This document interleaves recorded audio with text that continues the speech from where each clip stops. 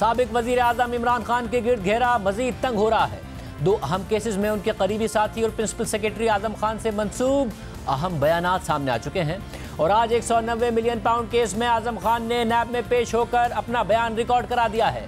पहले cipher case में Lahore high court ने FIA की तहकीकात के खिलाफ स्टे ऑर्डर खत्म किया।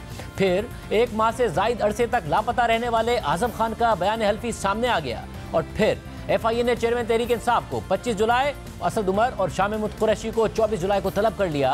हुकूमत का ख्याल है कि ये ओपन एंड शट केस है।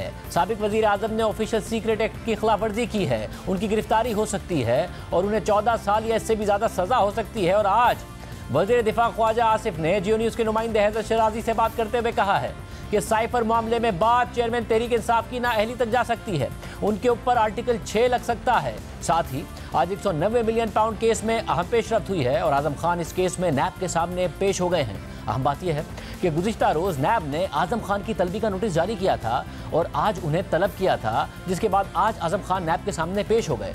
आजम खान को जारी होने वाले नैब के नोटिस के मुताबिक 2 दिसंबर 2019 को वजीर आजम के लिए नोट के पैराग्राफ नंबर 10 में ये लिखा था कि 190 मिलियन पाउंड कौमी खजाने में जमा होंगे, मगर ये पैसे कौमी खजाने में जमा नहीं हुए। इसके अलावा 3 दिसंबर 2019 को एसेट रिकवरी यूनिट ने प्रेस रिलीज जारी की थी, जिसमें लिखा था कि बरतानिया की नेशनल क्राइम एजेंसी फौरी तौर पर पैसे रियासत पाकिस्तान को वापस करने पर रजामंद हो गई है।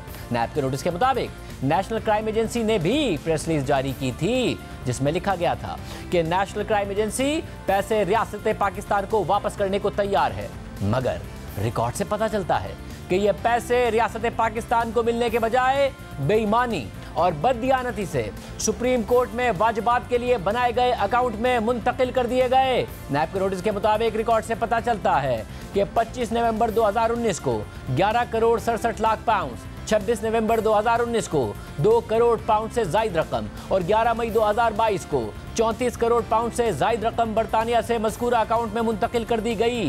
कार्रवाई से मजीद पता चला कि 2 दिसंबर को जब शहजाद अकबर की तरफ से वजीर आजम को नोट भेजा गया था, उस वक्त आप वजीर आजम के सेक्रेटरी थे, इसलिए आपको 6 जून और 19 जून को भी तलब किया गया था, मगर आप पेशी नहीं हुए। अब आपको दोबारा पेशी के लिए नोटिस जारी किया जाता है कि नैब के सामने पेश होकर बयान रिकॉर्ड कराएं और फिर आज आजम खान नैब के सामने पेश हो गए। ये केस इस लिहाज से भी अहम है क्योंकि इस केस में 3 दिसंबर 2019 को होने वाले काबीना इजलास के हवाले से काबीना के अहम अरकान फवाद चौधरी, शेख रशीद, फैसल वाउडा, मलिक अमीन असलम और नदीम अफजल चंद चेयरमैन तहरीक इंसाफ को चार्जशीट कर चुके हैं और वाज़ेह कर चुके हैं कि काबीना के इजलास में एक ऐसे मुआहदे पर दस्तखत कराए गए जो सीड लिफाफे के अंदर था। 5 वज़रा इस बात की तस्दीक कर चुके हैं कि उनसे सीड लिफाफे पर उस वक्त के वज़ीर आज़म और मुशीर एहतसाब शहजाद अकबर ने दस्तखत कराए, मगर अभी तक कोई एक वज़ीर ऐसा नहीं है जिसने इस दावे की नफ़ी की हो और चेयरमैन PTI के और शहजाद अकबर के मौक़िफ़ को दुरुस्त कहा हो। हालांकि उस वक्त की काबीना के मुतादिद अरकान अब भी तहरीक इंसाफ में हैं, कुछ गिरफ्तार नहीं हैं, रूपोश हैं और मुसलसल सोशल मीडिया पर बयान जारी करते हैं, मगर इस मामले पर मुकम्मल खामोश हैं और इमरान खान के बयान की तायीद करने के लिए अभी तक तैयार नहीं हैं। अब इस केस में आजम खान नैब के सामने पेश होकर बयान रिकॉर्ड करा चुके हैं। इस हवाले से क्या तफसीलात हैं, क्या हुआ है, हमारे साथ मौजूद हैं नुमाइंदा जियो न्यूज़ एजाज सैयद। एजाज सैयद साहब, बहुत शुक्रिया हमें ज्वाइन करने के लिए। एजाज सैयद साहब, ज़ाहिर अहम पेशी आजम खान की, क्या हुआ आज, क्या मालूमात हैं?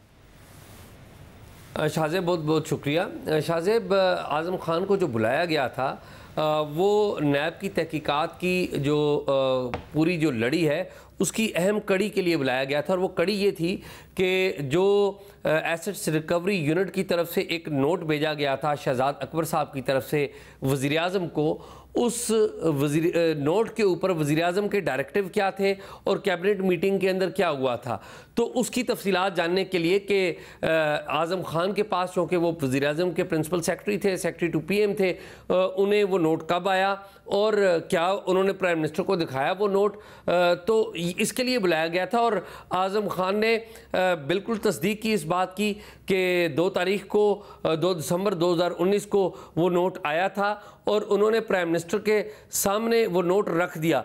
अब यहाँ पर एक अहम बात आती है कि जो कैबिनेट की अगले दिन मीटिंग थी, तो कैबिनेट की मीटिंग के अंदर एजेंडे के ऊपर वो नोट नहीं था।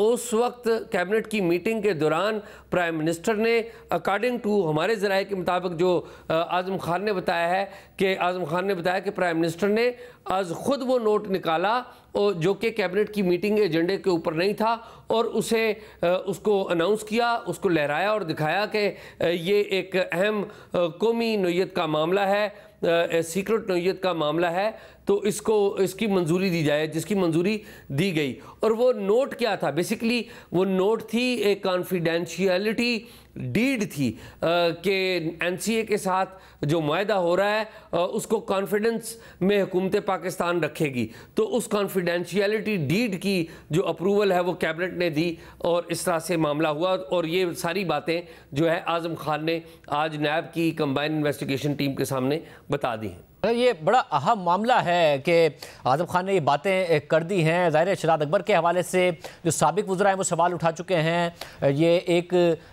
सीक्रेट डॉक्यूमेंट था, सील था, जिस पर सवाल उठा चुके हैं।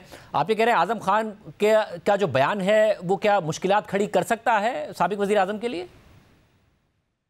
ऑनेस्टली पूछिए कि इस वक्त जो तमाम तोपों का रुख है वो साबिक वज़ीर-ए-आज़म के ऊपर है या उनकी अहलिया के ऊपर है। फ्रैंकली स्पीकिंग शायद ट्रायल कोर्ट में जाकर जिस तरह पाकिस्तान का सिस्टम है उनको ये नुकसान पहुंचा सकता है, लेकिन जो ही सिचुएशन बदलेगी ये केस आला अदालतों में गया तो उड़ा दिया जाएगा। मैं आपको एंड गेम बता रहा हूँ। उसकी वजह ये है कि इस सारे केस में एक बुनियादी खामी है।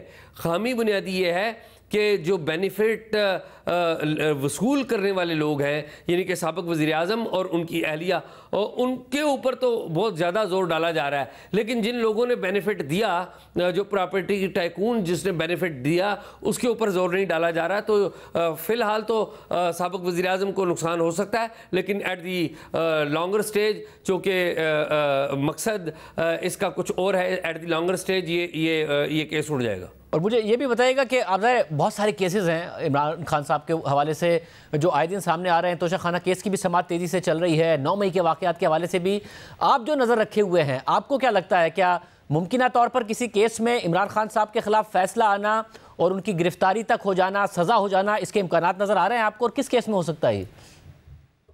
इस वक्त जो फौरी तौर पे शाहजेब केस जो नज़र आ रहा है जिसके ऊपर इमरान खान साहब की जो गिरफ्तारी है, मैं नहीं समझता कि 2 माह से ज़्यादा देर होगी। ज़्यादा से ज़्यादा 2 माह के अंदर ये हो जाएगी और सज़ा भी हो जाएगी। वो जो केस है वो है जो इलेक्शन कमीशन ऑफ पाकिस्तान ने रेफरेंस जमा कराया हुआ है यहाँ पर इस्लामाबाद की लोकल एडिशनल सेशन जज की अदालत में, जहाँ पर उनकी जो मिस डिक्लेरेशन है कि उन्होंने तो शाखाना से जो गिफ्ट्स दिए थे उनको डिक्लेयर नहीं किया हुआ अपने एनुअल एसेट्स में। और आपको पता हो कि जो इलेक्शन कमीशन ऑफ पाकिस्तान है जो अब मजमूई तौर पर वो इमरान खान साहब को वो डिस्क्वालीफाई भी कर चुका हुआ है, और उसी केस का एक पोर्शन लोकल कोर्ट में ज़ेर समाअत है। और उसके आपको पता है कि 2 गवाहों के बयानात भी कलमबंद कर लिए गए हैं। ज़्यादा लंबी गवाहों की तादाद भी नहीं है मेरे ख्याल में कि वो केस अगले चंद हफ्तों में क्लियर हो जाएगा और उसमें खान साहब ना सिर्फ डिस्क्वालीफाई हो जाएंगे बल्कि शायद उनको सज़ा भी हो जाए, वो कैद भी हो जाए।